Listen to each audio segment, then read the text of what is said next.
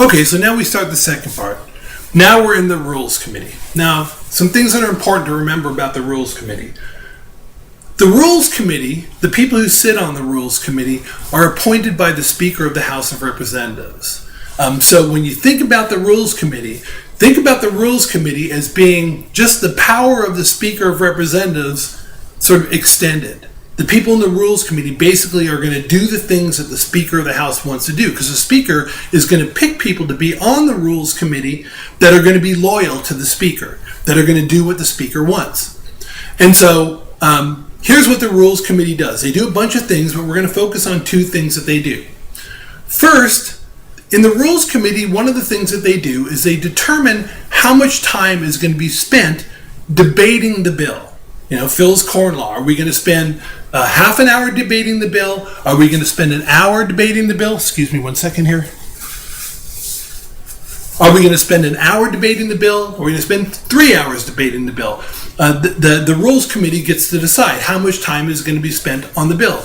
And there's a variety of reasons why you might want to spend a lot of time on a bill or a little time on a bill. Sometimes there are bills that are kind of unpopular, that votes that people don't like to take.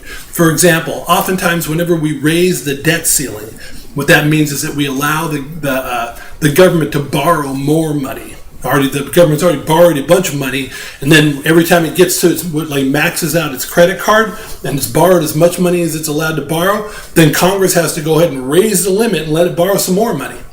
Very unpopular thing to do. So oftentimes what they'll do is when there comes time to pass a bill to allow the government to raise the debt ceiling, to borrow more money, to put more debt on the credit card, Congress will go ahead and the House of Representatives will plan on having that vote. It'll be a very short vote, so they'll debate it for 10 minutes on each side.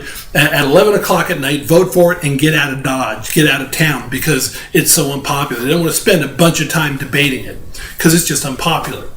So they get to determine how much time is going to be spent on the bill, debating the bill. More importantly, what they do is they get to determine the rules for amending or changing the bill once it gets to the floor. In other words, we have this bill, Phil's corn law, that was written, first in the subcommittee, changed around, then in full committee, and then it was passed. But it may not be done. It may be that there's more to be added or subtracted from Phil's corn law. Well, the Rules Committee can decide whether or not that's even got a chance of happening at all. They can attach a set of rules to the bill. They attach a set of rules. And the two kind of rules that I'm going to focus on are what are called closed rules versus open rules. When a bill has a closed rule, what that means is when that bill gets brought up on the floor of the House of Representatives, okay, we're going to start debating the Phil's corn law now. If it's got a closed rule, what that means is there can't be any amendments. None. If somebody says, well, wait, I have an idea for how we could make that bill much better. Oops, can't do it. Got a closed rule. You got a closed rule, and so you're not allowed to make any amendments whatsoever. It's called an up or down vote. You're going to vote yes, you're going to vote no. That's it. There are no other options. That's all you can do. And the Rules Committee gets to decide that. What the Rules Committee can also do is have a set of rules that are called open rules. Now, open rules mean something a little bit different. Well, not even a little bit different. Open rules mean something completely different. When a bill has an open rule, what that means is that anybody can propose amendments. 435 people in the chamber debating the bill, any one of them can propose any amendment.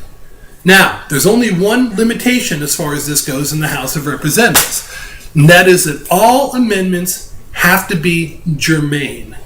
You see on the lecture notes, germane is in quotation marks. Germane, that's the word that they use. What it basically means is all amendments to the bill have to be relevant.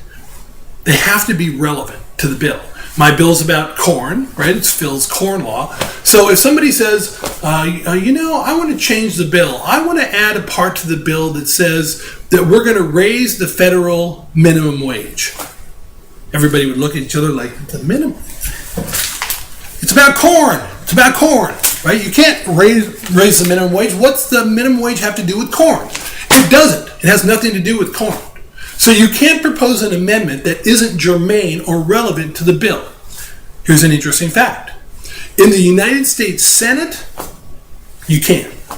You can propose amendments that are not germane in the United States Senate. A while back, when the Republicans were the majority party, the Democrats wanted to go ahead and raise the minimum wage, the federal minimum wage. So here's what they told the Republicans they were going to do. They said, every time, this is the Senate now, not the House, I'm talking about the Senate now. They said, every time you bring up any bill whatsoever, it could be about corn, it could be about renaming a library, it could be about giving more money to the troops, it can be about building bridges, it can be about anything. We are going to propose an amendment. And that amendment is going to be to raise the minimum wage. Now, the Democrats knew that they would lose those votes every single time. But they were just going to, and they did this, they just kept proposing amendments to raise the minimum wage, raise the minimum wage. Now, why would they do that? If they know it's going to lose over and over and over again, why did they do that? Because then at the next election, they could come back and they could say, Senator so-and-so voted against raising the minimum wage 82 times. They just kept track of every time somebody voted against it, even though they knew it was never going to pass. That kind of thing can happen in the Senate. It can't happen in the House. One of the things we talked about before, if you're the majority party in the House of Representatives, you basically control everything that's going on. So the minority party can't play those kind of games. In the Senate, they can. In the House, they can't.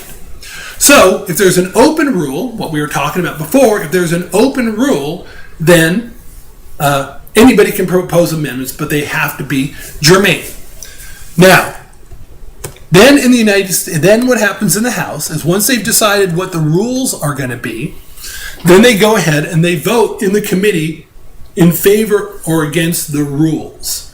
They vote on the rules. They're not voting on the actual bill itself. They're voting on whether or not the rules that they've come up with that are going to be attached to the bill when it goes to the floor, whether they're going to be passed. Here we are at the Rules Committee, right?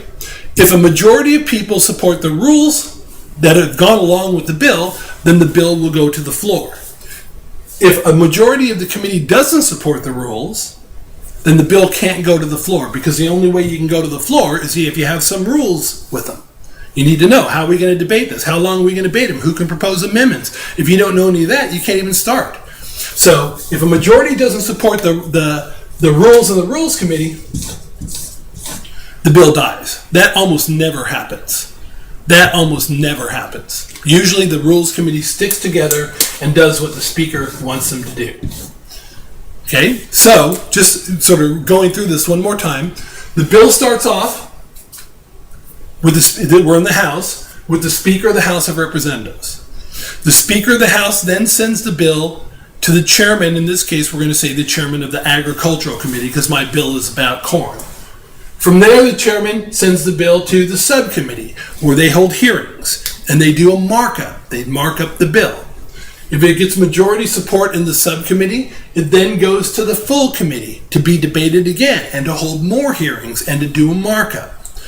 If it gets majority support in the full committee, then what it does is it goes to the Rules Committee, and the Rules Committee comes up with a set of rules that is going to guide whether or not how much time is going to be spent on the bill and whether or not anybody is going to be allowed to amend the bill.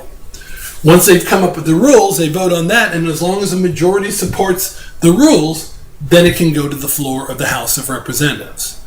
Okay, that's the standard process by which a bill makes it from dropping it in the hopper, is called, giving it to the Speaker, to getting all the way to getting to the floor of the House of Representatives. And then the next video, which will be How a Bill Becomes a Law .03, we'll talk about debate on the floor of the House of Representatives.